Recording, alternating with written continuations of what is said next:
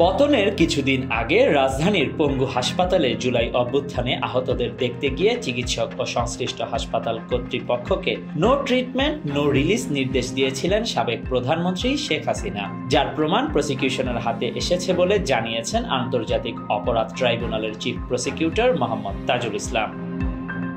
আদালতে পূর্ব নির্ধারিত বিষয় শুনানি শেষে ট্রাইব্যুনালের প্রসিকিউশন অফিসার সম্মেলন কক্ষে এক প্রেস ব্রিফিংয়ে গণমাধ্যম কর্মীদের কথা জানান তিনি বলেন, আমরা রাজধানীর জাতীয় অর্থোপেডিক হাসপাতাল ও পুনর্বাসন প্রতিষ্ঠান বা পঙ্গু হাসপাতালে যখন পরিদর্শনে গিয়েছিলাম তখন সেখানে চিকিৎসারত আহত রোগী ও তাদের স্বজনরা আমাদের জানিয়েছিলেন শেখ হাসিনা পালিয়ে যাওয়ার আগে একবার হাসপাতাল পরিদর্শন করতে গিয়েছিলেন।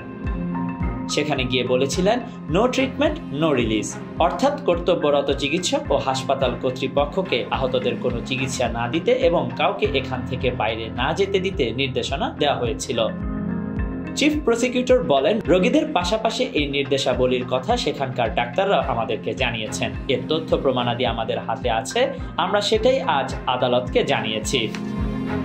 এ সময় সাংবাদিকদের এক প্রশ্নের জবাবে তিনি বলেন, জুলাই আগস্ট গণ অভ্যুত্থান চলাকালে আমাদের যে সকল সন্তানরা শহীদ হয়েছেন তাদের মৃতদেহ প্রশাসনের নির্দেশে সুরতহাল করতে দেওয়া হয়নি, কাউকে ডেথ সার্টিফিকেটও দেওয়া হয়নি।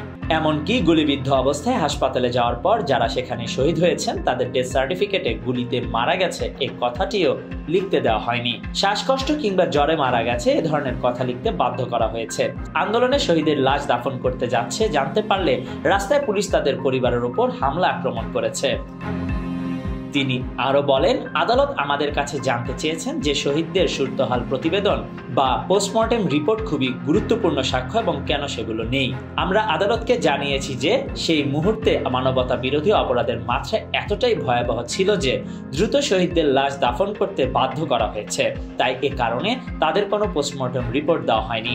ঘটনাটি কোনো স্বাভাবিক বিষয় নয়, বরং তা মানবতা বিরোধী অপরাধের একটি জাজল্যমান প্রমাণ।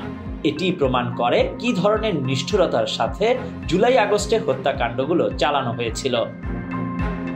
সাবেক প্রধানমন্ত্রী শেখ হাসিনার এমন নির্মমতার প্রমাণসমূহ যথাযথ প্রক্রিয়া অনুসরণ করে যাচাই বাছাই ও ফরেনসিক করার পর গণহত্যা ও মানবতা বিরোধী মামলার প্রমাণের সাথে সম্পৃক্ত করে আদালতের কাছে হস্তান্তর করা হবে বলে জানান তিনি।